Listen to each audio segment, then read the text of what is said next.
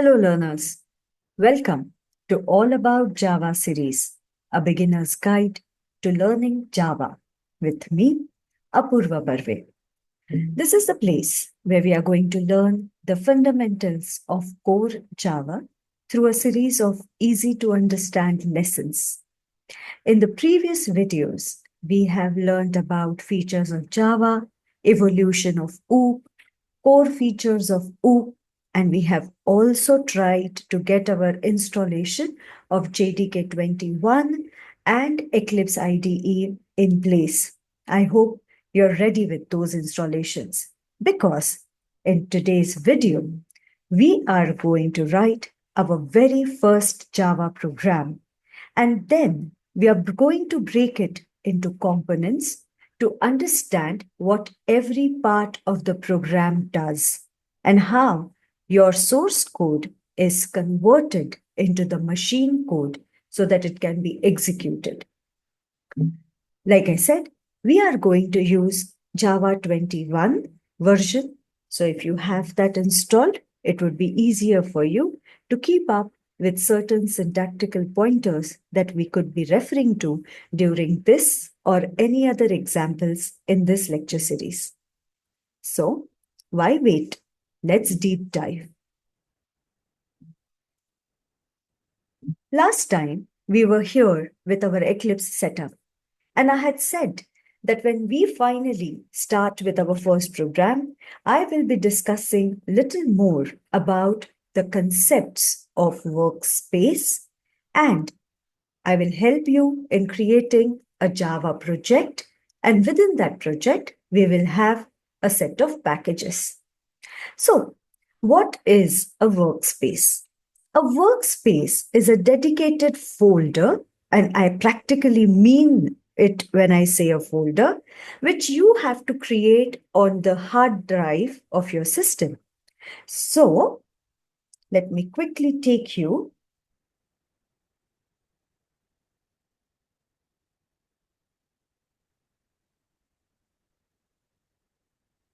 to my hard drive. This is my workspace where I'm calling it Java examples. I intend to store all my code, all my .java files here at this location.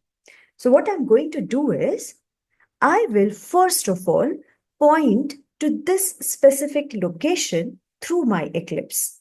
To do so, I will go to the File menu. I will click on Switch Workspace, Other, and now this is where I'm prompted, I'm shown the default workspace that Eclipse wants me to use. But I want to override this choice. I'm going to click on Browse,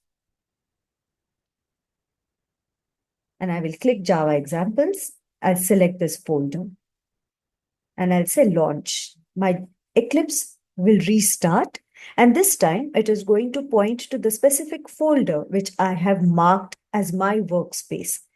And all the code, until and unless I do not change the workspace, all the code that I write in will be saved at that location.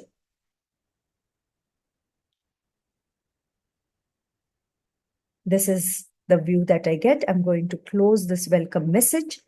And now, let me quickly make sure that I'm pointing to the right workspace.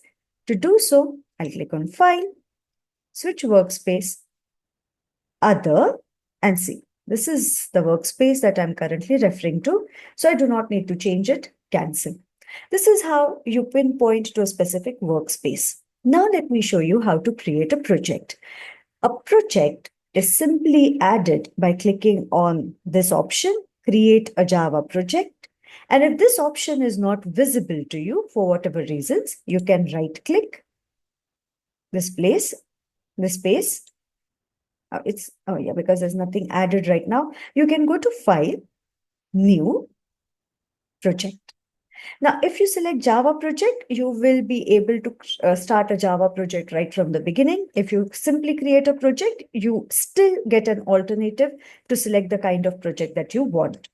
Anyways, I'm going to select File, New, Java project, and I'm going to give it some name. So let me just say first project.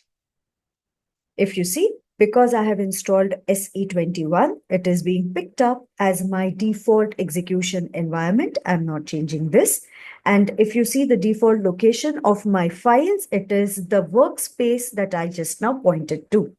I'm not making any other changes here. I'll go to next. Now, this is the kind of structure that we get to see. So this is where I can see the breakup of my project folders.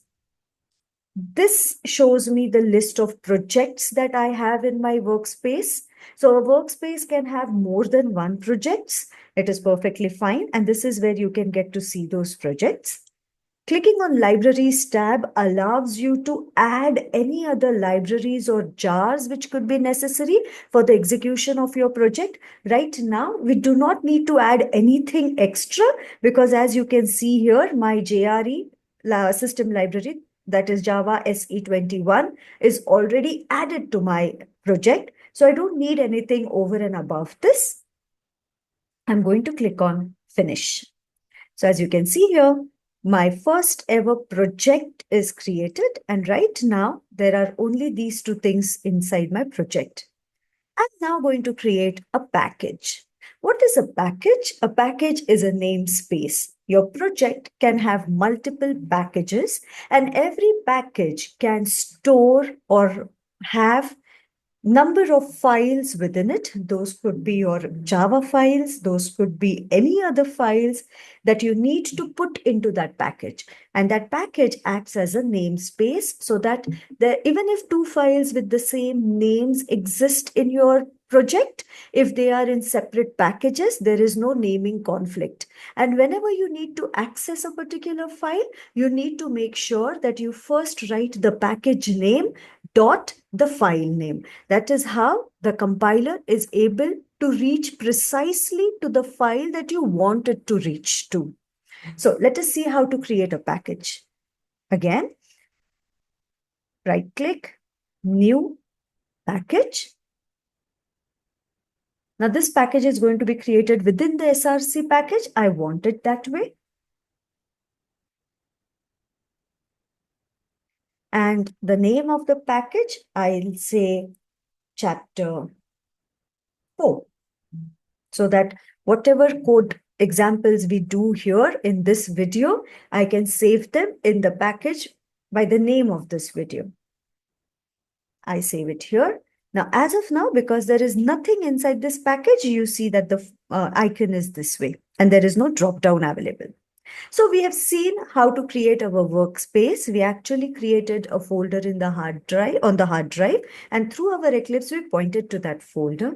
Then within the workspace, we created our very own project. Now, because we are coding in core Java, we've created a Java project. And within that project, we have created a package. Now it is time for us to add our class. So select the package that you want to put the class into, right click, new class. Now, when you come to this option, you will see that some things are automatically filled for you. For example, the source folder and the package name. Do not change that because this is exactly where you want the class to be. The modifiers, keep them as it is. We will discuss little more about it later. Give your class some name. Now, Java recommends that you use a particular type of naming conventions when it comes to classes, methods, constructors, and interfaces and files. So the class names and interface names always start with capital case. That is what uppercase. So that is what I'm going to do. I'm going to say first example. That is what I'm calling my class. I'm not making any other change here. I will click on finish. And now as you can see, there's a drop down available. My icon changed and I have my first example in my chapter 4 package. In this first example, now this is pretty much how your class would look like. Here, let me start by adding an import statement. I'm going to import java.lang package. Like I told you, packages are namespaces. They hold files within them. There are many ready-made packages available in Java. And depending on the kind of functionality, the kind of ready-made classes or libraries you want to use in your given class, you have to import that specific package. Right now, I'm using java.lang because it is the primary package in Java. If you see, it is highlighted by a yellow underline. This is because this is the kind of warning. Eclipse uses this notation to throw warnings at you. Warnings can be ignored. Errors cannot be ignored. Compilation errors cannot be ignored. So as long as this is yellow, you can ignore it. It is showing me a warning because Eclipse by default adds java.lang into every class that you write. And now because I'm repeating it, it is just highlighting the fact to me that I'm repeating a code and this is redundant and it could be just removed. All right. But I'm just going to keep it as it is to serve as a reminder that this is where your import statements go after the package statement or keyword and before your class. So this is the place for importing all the packages. And then I'm going to write Java doc. So I use a / double asterisk enter. This notation is for Java doc. Java doc comes with many tags, ready-made tags. We will talk about that little later, but I'm simply going to put the author name here and I'll just put the version detail. So let me say this is version 1.0. So my Java doc is in place. A Java doc is used to give more information about your class or the construct within your class. All right. And then I have the first line of my class. This declares the name of my class and it begins with my class with a curly bracket. And I'm going to now write a method. So let's say public void my message string msg. So this is my business method. I want a method that prints a message to the user, system.out.println, and I'll just say your first message is, and I'm going to print it from this.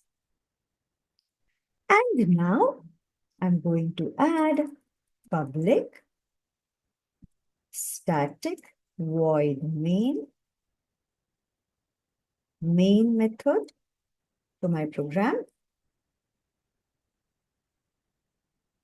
Within the main method now, I'm going to create the object of the class. We all need to understand that what we are doing here is OOP. In OOP, you cannot have your business logic all put together into the main method. That is not the purpose of main method. So you need to have different business functions.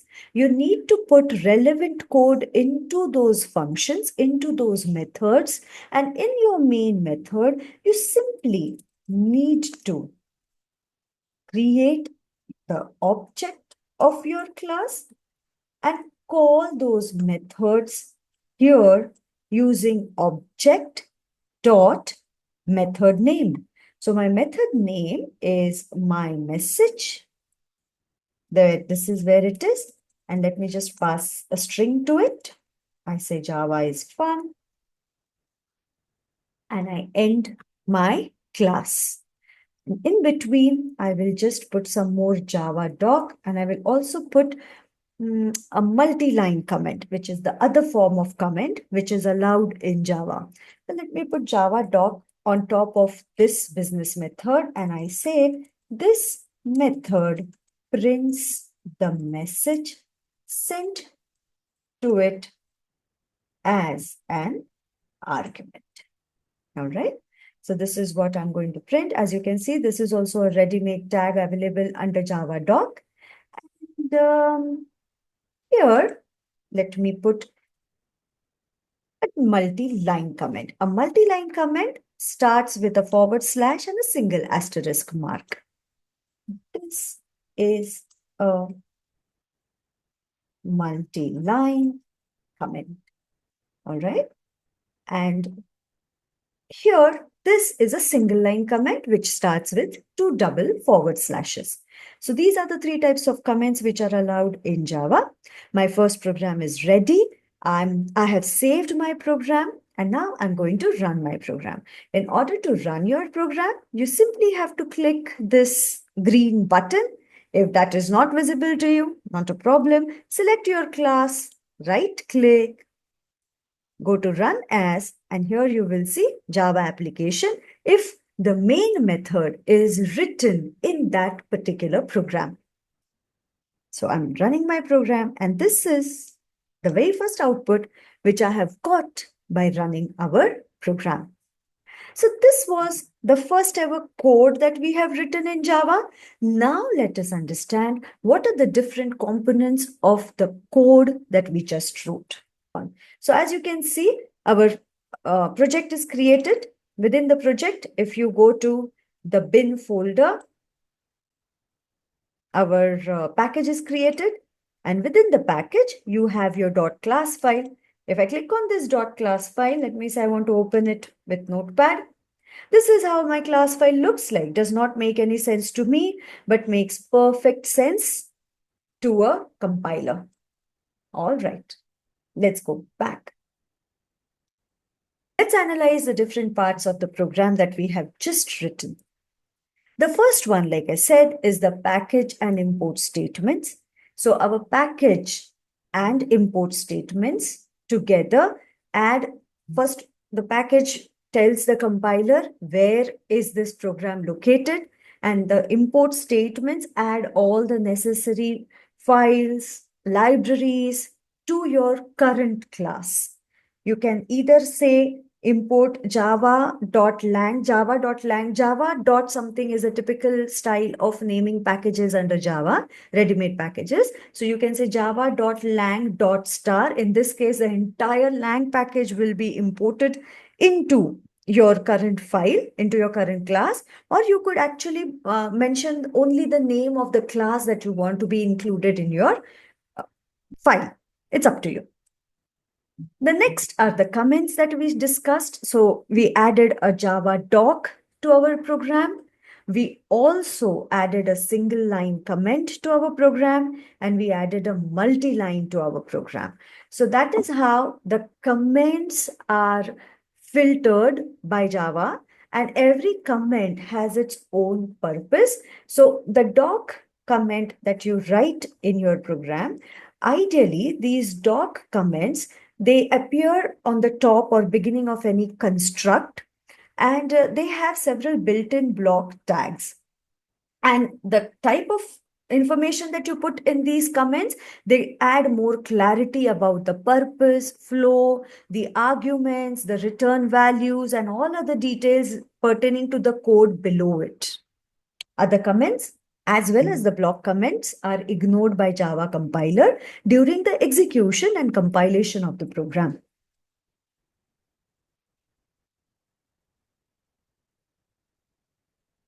Then you have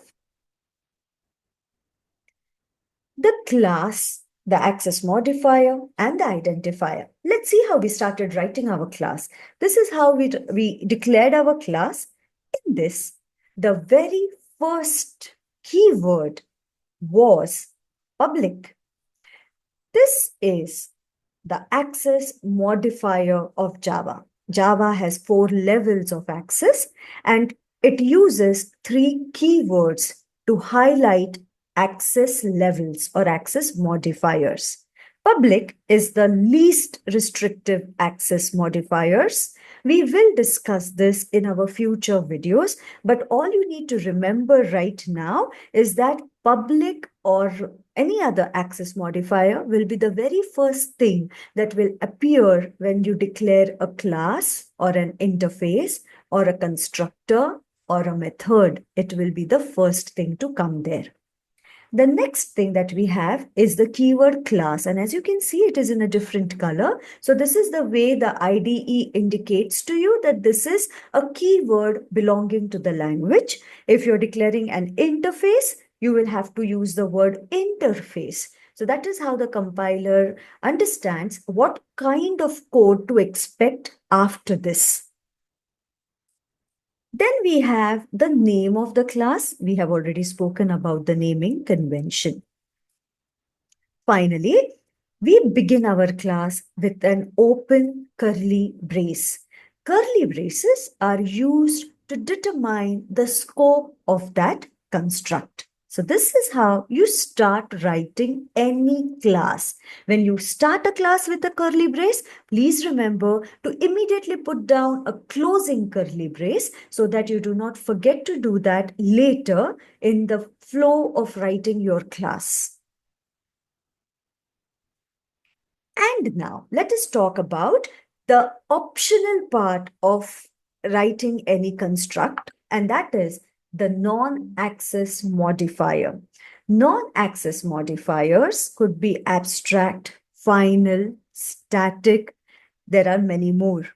They are optional, and that is why I have not put any non-access modifier right now, but we will certainly discuss these in our future videos. Now let us understand what is a business method.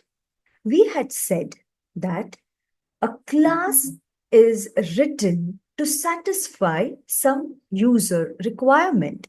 And this user requirement is satisfied or it is achieved through a series of methods. Because we are doing OOP, these methods will be invoked by the object of that class. In our class, my message is the business method, which takes an argument from the from the calling method at runtime, and then it prints that within itself. Again, because we are writing a coding construct, the first thing to appear is the access modifier. And then we have the return type or void. My method here, which is my message, does not return any value after finishing its computation, after finishing its processing. And so I use the keyword void.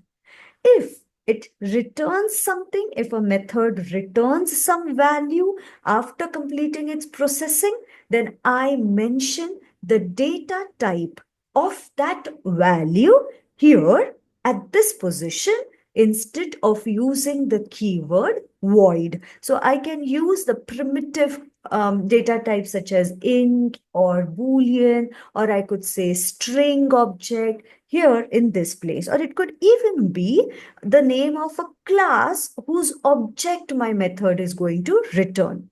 It depends on what I'm doing in the method. Right now, I'm not returning anything, so it is void. The next thing is the method name. Java again has some recommendations about method name, and it says that method name should begin with small case letter and it follows camel casing, and that is what exactly we are doing. Immediately after the method name, we have the method parameters, which are put into parenthesis. If your method does not take any parameters, then the parentheses are kept empty. But they certainly have to be written because that is the way we indicate that it is a method signature. And again, we have open, closing curly braces to indicate the scope of that method, to indicate the length of that method. And then finally, the optional part of non-access modifier. I can have my non-access modifiers on location 2, but because it is optional, I have not put anything here right now. So this is how my method signature works for me. So every time I want to add any method, I will have to remember to follow this method signature put the logic of that method through my code statements within the opening and closing curly braces, and my business method will be ready. So that is what it is. Going ahead, let us understand what is happening in my business method. So, my business method takes an argument at runtime, which we have in its signature string message MSG. So that is the argument which is coming to the method, and I'm printing it. Now Java uses system.out.print or println to put out a message on the console.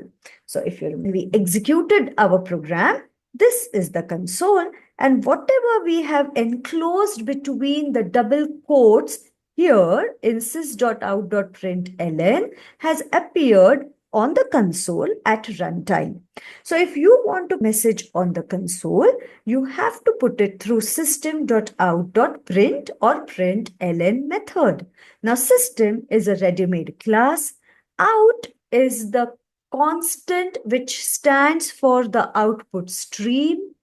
Println is the output stream method, and MSG is the runtime value or argument which I'm going to print using system.out.println. So this is what my business method is doing here. And this is what I can use to put anything on the console.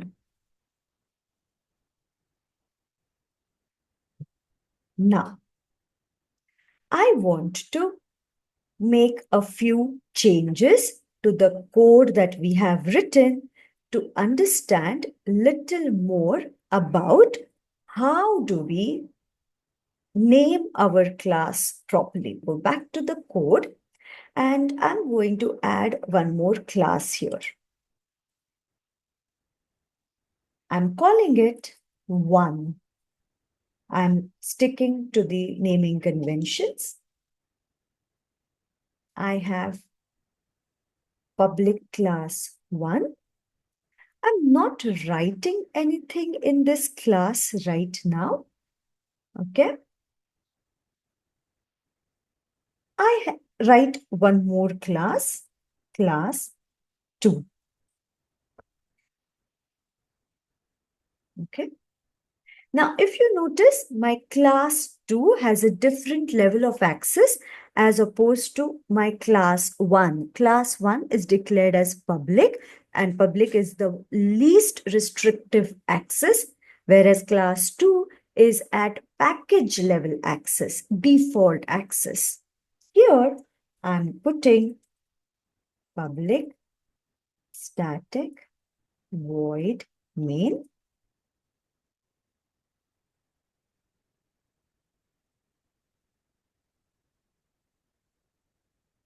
And I create an object of 1. Okay. Let me add a business method here just to see if my object is able to invoke any code.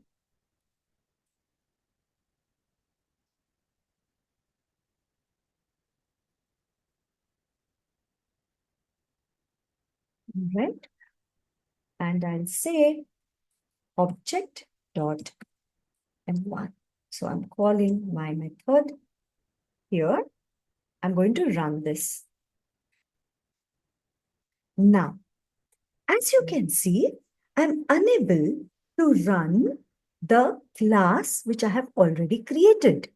My class is already public, but because my public class here does not have a main method and another restrictive class has a main method, my compiler is unable to locate the main method in the corresponding .class file of 1.java, and therefore unable to execute or run this class. This is something that you need to remember. A class file can have more than one classes within itself, but the name of the class file should be the same as the name of the most open class. So if there is a public class in your file and all others are going to be restrictive classes, then the public class name should be given to the file name at the creation of the class. And main method should also appear in the same class. That is how the compiler maps your main method to the class. And that is exactly why we are unable to run this. We are not getting any compilation error, but we are also not able to run this program. So this is something that we need to remember while creating or adding more than one classes in the same file. All right. So what do we understand by main method? Main is the starting point for a core Java program.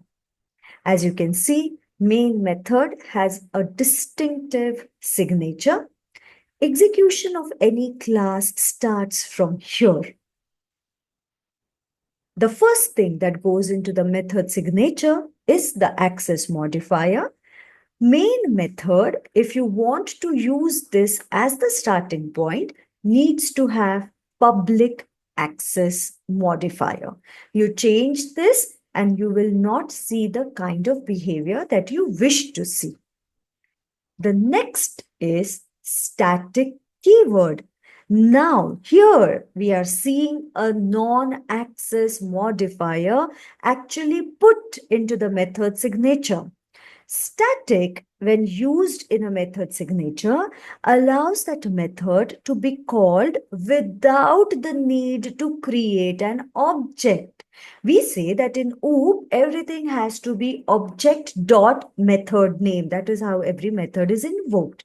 But when we execute a class using the main method, that is the point of execution. That is where everything starts. So there is no object before that, before the main method. And that is why if there is no object, who's going to say object.main? There wouldn't be anyone. That is exactly why our main method is static, so that it uses the syntax, the class name dot main to execute it. Next, we have the return type. Now, main method, just the way it is the starting point of the program, the moment we reach the ending curly brace of the main method, the program execution ends there, assuming that everything goes well in between. So if the program is ending, it's absolutely not sensible to return something from that program because there is nobody to catch or fetch that return value. And that is why public static void main does not return anything. And so we have void in place of a return type in the signature. Main, of course, is the name of the method, and string arg and then the brackets that you see, they signify that this is an array. This provision is done to capture command line arguments coming to your program at runtime when you execute your program. So if you want to feed any command line arguments to the program the moment it starts executing, you can mention them there at the command line, or you can even set these in your Eclipse environment. And when the program runs, they're picked up, they're stored here into the array, and they are accessed using the name of the variable. So ARG is the name of the variable. You can give it any other name. So they are accessed using the name of the variable and the index of that array. So if I say ARG0, I will be able to access the first command line argument. ARG1 will point to the second, and so on. So that is the provision that Java has given to you so that you can access the command line arguments coming to your program. This is the starting point. Let's assume what I'm going to do is I'm going to pull it out from here, put it in my one, remove it from here. And now my one class will be able to run. As you can see, I'm seeing the message printed. Now I'm going to make a few changes here. Let me see. I say void main.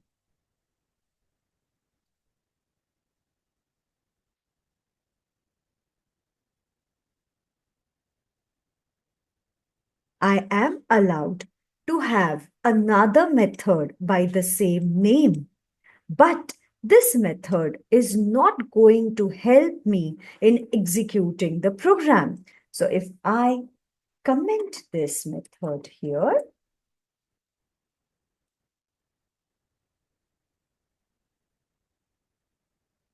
and try executing my one, see, I'm unable to, because now, even though there is a main method in my program, syntactically, it does not match public static void main, so it cannot be identified as the starting point of my program by the compiler. So these are a few things that you need to remember while you write a program. But we have covered our very first example in Java. I request all of you, even encourage you to write down these examples by your own, play with the code, see what kind of errors the compiler throws at you, or what kind of execution behavior you see while executing your program. In our next lesson, we will discuss a few more aspects of Java programming. Till then, keep watching Ashwas for more videos. And if you haven't liked, shared, or subscribed to my channel yet, please do so without any further delay. Thank you so much.